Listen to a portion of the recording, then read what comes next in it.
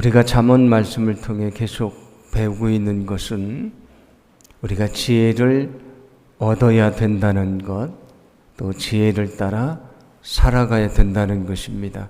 그가 정말 지혜로운 사람이라고 말씀해 주십니다. 오늘 우리가 봉독한 말씀은 지혜로운 사람의 반대가 되는 사람은 어리석은 사람, 미련한 사람이지 않습니까? 그래서 미련한 자를 통해 교훈을 주면서 우리가 더 부지런히 게으르지 않게 주님을 섬기며 살 것을 권면하는 말씀입니다. 오늘 1절은 이렇게 말씀하는데, 미련한 자에게는 영예가 적당하지 아니하니 마치 여름에 눈 오는 것과 추수 때에 비 오는 것 같으니라 라고 말씀을 합니다. 여기 영예가 적당하지 아니하다, 그 말은 미련한 사람에게 영광스러운 자리, 다른 사람을 다스릴 수 있는 자리, 힘을 발휘할 수 있는 그 자리에 앉는 것은 적당하지 않다, 그런 얘기입니다. 왜 그렇겠습니까? 미련한 사람은 올바른 판단을 하지 못하게 돼 있고요, 잘못된 판단 때문에 여러 사람들이 어려움을 겪게 되기 때문입니다. 그래서 오늘 성경은 그것을 무엇과 같다고 말합니까? 여름에 눈 오는 것과 추수 때에 비 오는 것과 같으니라. 여름에는 햇빛이 잘 쬐야 곡식이 익어서 가을에 추수를 하게 되지 않습니까? 근데 만약에 여름에 눈이 오면 그의 농사를 망치고 마는 것입니다. 추수 때에 만약에 비가 온다면 곡식단이 넘어지게 되지 않습니까? 역시 마찬가지입니다. 미련한 사람이 영광스러운 자리에 앉고 그가 거기서 자기의 힘을 발휘하게 되면 많은 사람들에게 나쁜 영향을 주기 때문에 그것은 좋은 것이 아니다, 옳은 것이 아니다라고 말씀해 줍니다. 오늘 8절도 이렇게 말씀을 합니다. 함께 봉독합니다. 미련한 자에게 영예를 주는 것은 돌을 물매에 매는 것과 같으니라. 아멘.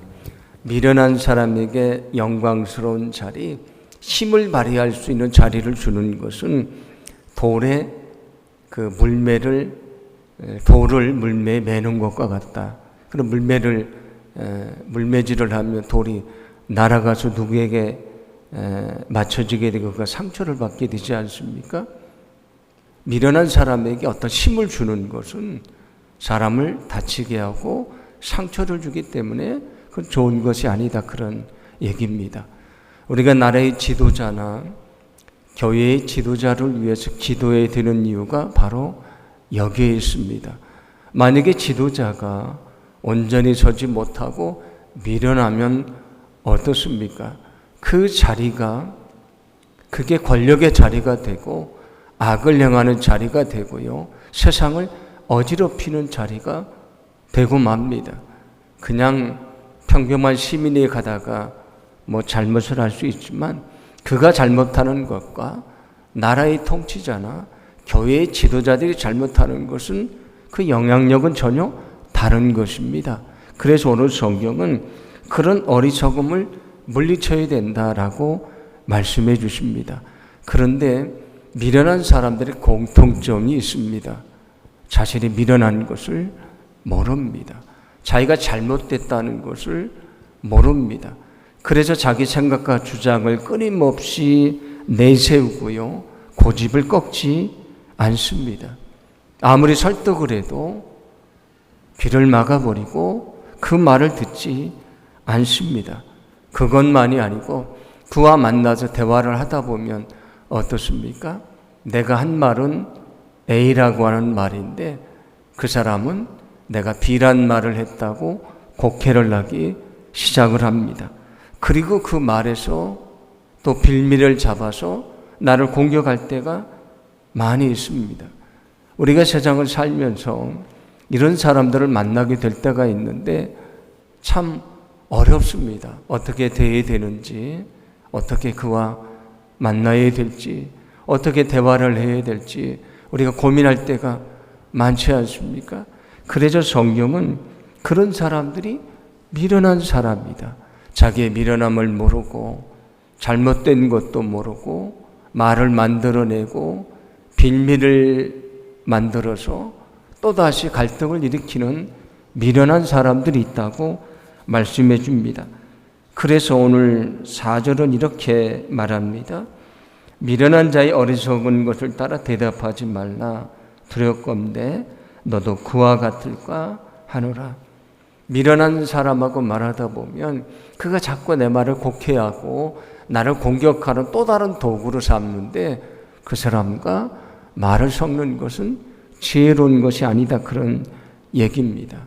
그래서 우리가 이렇게 우리를 힘들게 하는 사람을 만났을 때 지혜롭게 대하는 게 매우 중요한 것을 오늘 성경은 말씀해 줍니다. 우리가 지금 미련한 자에 대해서 말씀을 나누고 있는데 여러분, 그가 왜 미련합니까? 왜 미련합니까? 지혜가 없어서 미련합니다. 지혜가 없으니까 미련합니다. 그런데 지혜는 어디에서 옵니까? 하나님이 주시는 것입니다.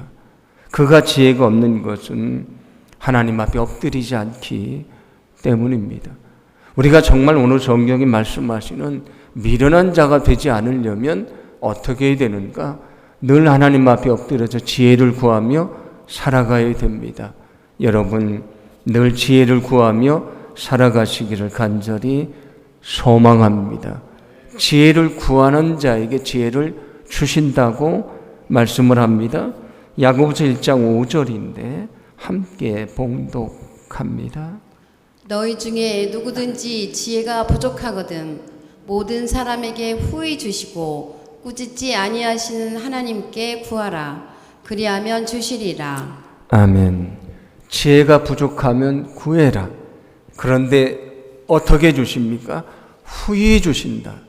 내가 하나님 앞에 요청했던 것보다 더 주신다 말씀을 합니다. 주님이 말씀하셨던 것처럼 흔들어 넘치도록 채워주신다, 그런 말씀이지 않습니까? 우리는 얼마나 어리석습니까? 우리가 세상을 살다가 참 내가 어리석다, 사람들이 참 어리석다라고 느낄 때가 많이 있습니다. 어리석은 우리가 이 험한 세상, 죄 많은 세상을 어떻게 살 수 있습니까? 우리의 지혜로 살 수 있나요? 그렇지 않습니다. 하나님이 지혜를 주시지 않으면, 그 지혜를 얻지 않으면 우리도 미련한 자로 살게 됩니다. 그런데 중요한 것은 미련하게 살면서도 미련한 것을 모른다는 것입니다. 소망하기는 우리가 정말 이 주님의 말씀 앞에 엎드려서 지혜를 얻고요, 여기서 하나님의 뜻을 분별하고 늘 말씀대로 살아가서 정말 주님 앞에 이르렀을 때에 내가 참 지혜로운 종이었다고 칭찬을 받는 저와 여러분이 되기를 간절히 소망합니다. 누구나 세상을 살면서 실수를 할 수도 있고요, 죄를 지을 수도 있습니다. 연약하니까 그럴 수밖에 없는 것인데, 그런데 만약 실수를 반복한다, 만약에 죄를 반복한다면 문제가 있습니다. 그래서 오늘 성경은 그 실수와 죄를 반복하는 사람은 미련한 자라고 말합니다. 잠언 오늘 26장 11절 제가 읽어드립니다. 개가 그 토한 것을 도로 먹는 것 같이 미련한 자는 그 미련한 것을 거듭 행하느니라. 아멘. 누가 미련합니까? 하지 말아야 될 것을 거듭 행하는 사람이 미련한 사람입니다. 그는 어떤 사람이라고요? 개가 토한 것을 다시 먹는 것처럼 똑같은 것을 반복하는 그는 미련한 자라고 말합니다. 그런데 이 말씀은 신약 성경에도 나오는데 베드로후서 2장 22절인데 함께 봉독합니다. 참된 속담에 이르기를 개가 그 토하였던 것에 돌아가고 돼지가 씻었다가 더러운 구덩이에 도로 누웠다 하는 말이 그들에게 응하였도다. 아멘. 예수님을 믿고 구원받아 하나님의 자녀가 됐습니다. 그런데 반복적으로 죄에 빠진다. 그것은 무엇과 같은 것인가? 개가 토한 것을 다시 먹고요. 돼지가 얼마나 어리석은지 목욕을 하고 깨끗하게 했는데 금방 그 더러운 곳에 자기 몸을 던지는데 그 돼지와도 같은 것이다. 그런 얘기입니다. 오늘 성경은 우리에게 뭐라고 말씀을 합니까? 죄를 반복하는 사람이 미련한 사람이라고 말합니다. 그래서 우리에게 정말 지혜로운 삶은 어떤 것인가? 우리가 어리석어서 넘어질 수도 있고 실수할 수도 있고 죄를 범할 수도 있지만 그러나 다시 그 죄에 빠지지 않고 내 자신을 믿음 안에 온전히 세워가는 자가 지혜로운 사람이라고 말씀해 주십니다. 여러분, 죄를 반복하지 말아야 된다는 것을 믿으시기를 바랍니다.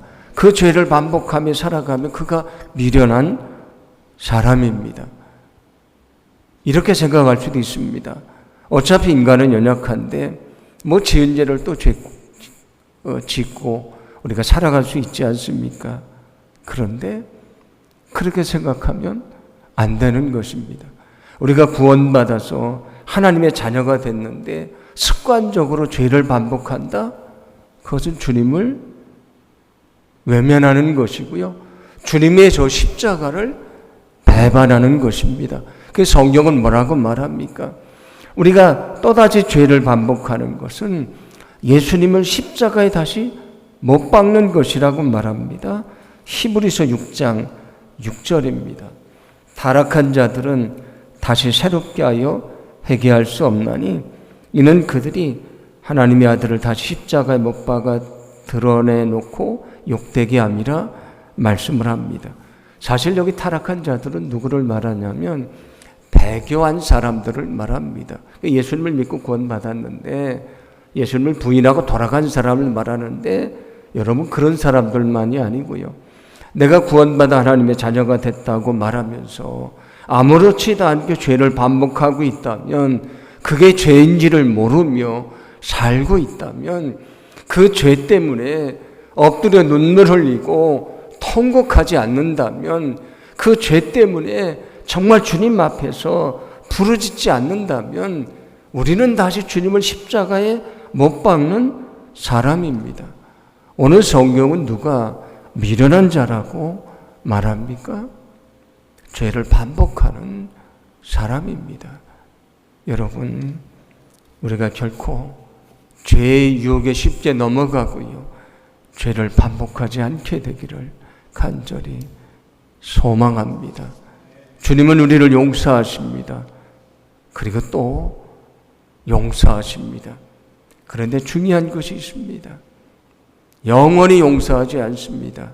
마지막 심판의 날이 있습니다. 여러분, 우리가 찾아오는 많은 시험과 유혹 속에서 우리가 흔들리지 않고요. 죄를 습관적으로 반복하고 그게 죄인지를 모르는 정말 미련한 사람이 아니고요. 오늘 성경이 말씀하는 그런 사람은 무엇과 같습니까?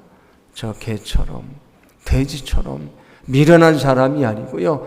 정말 참된 그리스도인으로서 죄의 유혹을 이기고 우리가 믿음 안에 살게 되기를 간절히 소망합니다. 오늘 21절은 또 어리석은 사람에 대해서 말씀을 합니다. 함께 봉독합니다. 숯불 위에 숯을 더하는 것과 타는 불에 나무를 더하는 것 같이 다툼을 좋아하는 자는 시비를 일으키느니라. 아멘. 숯불이 타오르는데 숯을 더 올려놓으면 불이 더 타오르지 않습니까? 나무가 타고 있는데 나무를 더 올리면 불이 더 커지지 않습니까? 그런 것처럼 다툼을 일으키기를 좋아하는 사람이 있다라고 말합니다. 누가 미련한 사람인가? 다툼을 일으키는 사람이 미련한 사람입니다. 그 사람들은 더 큰 다툼을 일으키게 되어 있습니다. 그러면 왜 다툼이 일어나는가? 우리가 잠언 말씀을 계속 묵상해 왔는데 이미 우리가 앞에서도 살펴본 말씀입니다. 다툼이 왜 일어나는가? 잠언 10장 12절을 보시면 미움이 다툼을 일으킨다 그렇게 말합니다. 우리가 사람에 대한 미움이 다툼을 일으키고 갈등을 만들어낸다 그런 말씀이고요. 잠언 13장 10절을 보시면 교만이 다툼을 일으킨다 그렇게 말합니다. 내가 교만해서 다른 사람을 무시하다 보니까 다른 사람을 경멸하다 보니 다툼이 나타난다 그런 얘기고요. 잠언 15장 18절은 이렇게 말씀을 합니다. 제가 읽어 드립니다. 분을 쉽게 내는 자는 다툼을 일으켜도 노하기를 더디하는 자는 시비를 그치게 하느니라. 아멘. 누가 다툼을 일으킵니까? 분노를 하는 사람, 쉽게 분노하는 사람이 다툼을 일으킨다고 말합니다. 그런데 여기 노하기를 더디하는 사람, 인내하는 사람은 그 시비를 그치게 한다고 말합니다. 누가 어리석은 사람입니까? 숯불 위에 숯불을 더 올려놓는 것처럼 타는 나무에 나무를 더 올려놓는 것처럼 다툼을 일으키는 사람이 어리석은 사람입니다. 여러분, 우리는 다툼을 물리치며 살아가야 된다는 것을 믿으시기를 바랍니다. 왜 그렇습니까? 주님이 우리에게 말씀하시는 것은 너희는 서로 사랑하며 살아가라고 말씀하셨기 때문입니다. 너희는 서로 다르다고 다투지 말아라. 너는 주님 안에 하나가 되라고 말씀하셨기 때문입니다. 예수님께서 마지막 겟세마네 동산에서 기도하실 때에 제자들을 위해 기도하십니다. 뭐라고 기도하시냐면 하나님과 제가 하나인 것처럼 저들도 하나가 되게 해 주십시오라고 그렇게 기도를 하십니다. 왜 그렇게 했습니까? 그들이 서로 다툴 것을 알고 계셨기 때문입니다. 그래서 복음서를 지나서 우리가 사도행전이나 서신서에 보면 많은 문제가 무슨 문제입니까? 교회 안에 있었던 다툼에 대한 문제입니다. 여러 가지 일들로 인해서 교회 안에 수많은 다툼들이 있었고요. 바울 서신을 쓴 이유도 그 다툼을 해결하려고 서신서를 쓰게 됩니다. 왜냐하면 교회도 어떤 곳입니까? 서로 다른 사람들이 모여있는 곳이지 않습니까? 얼굴도 다르고 생각도 다른데 어떻게 다 같을 수 있습니까? 그런데 신앙 공동체는 어떤 것입니까?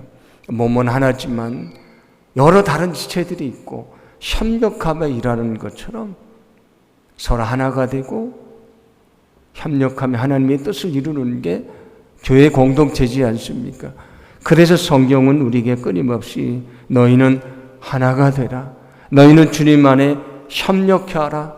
그렇게 말씀을 합니다. 여러분, 모든 어려움은 다툼에 있다고 성경도 말씀해 주십니다. 야고보서 3장 16절인데 함께 봉독합니다. 시기와 다툼이 있는 곳에는 혼란과 모든 악한 일이 있음이라.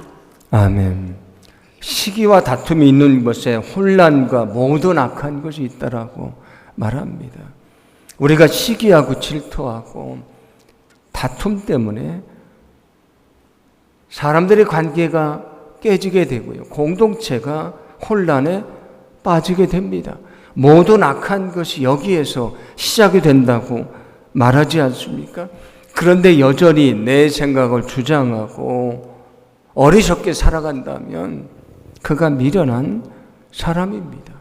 다툼을 일으키는 것을 아무렇지도 않게 생각한다면 그가 미련한 사람입니다. 하나님 앞에 결코 칭찬받지 못할 사람입니다. 오늘 성경은 우리에게 누가 지혜로운 사람인가? 주님 안에 하나가 되라. 너희는 다투지 말아라. 너희는 서로 사랑하라. 그 말씀대로 하나가 되자 협력하며 주님을 위해 사는 사람이 정말 지혜로운 사람이라고 말씀해 주고 있습니다. 여러분, 이 주님의 간절한 마음을 우리가 결코 잊지 않고요, 정말 주님 안에 하나 된 모습으로 하나님의 뜻을 위해 살게 되기를 간절히 소망합니다. 그때 우리가 하나님의 뜻을 이루는 사람이 되고요, 우리 교회가 하나님의 뜻을 이루는 거룩한 교회가 될 줄로 믿습니다. 오늘 성경 13절부터 15절은 이렇게 말씀을 합니다. 우리 함께 봉독합니다. 게으른 자는 길에 사자가 있다, 거리에 사자가 있다 하느니라. 문짝이 돌저기를 따라서 도는 것 같이 게으른 자는 침상에서 도느니라. 게으른 자는 그 손을 그릇에 넣고도 입으로 올리기를 괴로워하느니라. 아멘. 게으른 사람에 대해서 세 가지를 오늘 말씀을 하는데, 밖에 사자가 있다고 핑계를 대고 나가지 않는다라고 말하고요. 여기 돌적이라는 것은 우리가 알고 있는 경첩이라는 것, 문에 보면 이렇게 문을 고정해서 이렇게 열리게 하는 그 경첩이 있지 않습니까? 그거를 말하는데, 그 문짝이 그 경첩에 붙어서 계속 왔다 갔다만 하는 것처럼 침상에서 돌기만 한다. 얼마나 게으른지요. 그릇에 손을 놓기도 올리기를 괴로워한다. 그냥 싫어한다 정도가 아니고 괴로워한다고 말씀을 하니까 얼마나 게으른 사람을 말하는 것입니까? 우리가 얼마 전에도 게으름에 대한 말씀을 나눴는데, 우리가 게으름이 문제인 것은 육적인 게으름이 육적인 계음으로 끝나는 것이 아니고 영적인 것에 영향을 주기 때문이다 말씀을 드렸습니다. 우리가 정말 더 열심히 주님을 섬겨야 되는데 육적으로 게을러지기 시작을 하면 하나님에게서 점점 멀어지기 시작을 합니다. 어떤 사람이 직장 일이 힘들다고 옛날에 늘 예배에 갔었는데 몸이 힘들다고 예배를 멀리하다 보면 영적으로도 주님과 더 멀어지기 시작하지 않습니까? 시간이 없다는 이유로 말씀을 읽고 기도하는 시간을 드리지 않으면 영적인데도 문제가 생기는 것이지 않습니까? 그래서 오늘 성경은 우리가 게으름을 물리치며 열심히 주님을 섬기며 살아가라고 말씀해 주십니다. 여러분, 우리가 게으름을 물리치고 더 열심히 주님을 섬기며 믿음 안에 살아가야 된다는 것을 기억하시기를 바랍니다. 로마서 12장 11절 이렇게 말씀을 합니다. 부지런하여 게으르지 말고 열심을 품고 주를 섬기라. 부지런하여 게으르지 말라. 열심을 품고 주님을 섬겨라. 우리에게 들려주시는 말씀입니다. 우리가 언젠가 주님 앞에 이르는 그날이 있는데, 우리가 그날 주님 앞에서 잘했다고 칭찬받는 사람이 되어야 되지 않겠습니까? 우리가 게으르지 않고 정말 열심히 주님의 일을 감당하다가 주님 앞에서 잘했다고 칭찬받는 하나님의 거룩한 일꾼이 되기를 간절히 소망합니다. 이 땅에서 주님에 대해서 무관심하고요, 주님을 위해 살지 않다가 주님 앞에서 부끄러움을 당한다면 그가 미련한 사람이지 않겠습니까? 여러분, 이 땅에서 세상의 어리석은 것들을 물리치고요, 우리가 게으름을 물리치고 주님이 원하시는 믿음의 삶을 살아가다가 주님 앞에서 온전히 잘했다고 칭찬받는 거룩한 삶을 살아가시기를 간절히 소망합니다. 우리가 연약하고 부족한 것이 많지만 정말 주님을 의지할 때 날마다 지혜롭고 거룩하게 살 수 있도록 우리를 인도해 주실 줄로 믿습니다. 오늘 말씀을 기억하며 우리가 기도하기를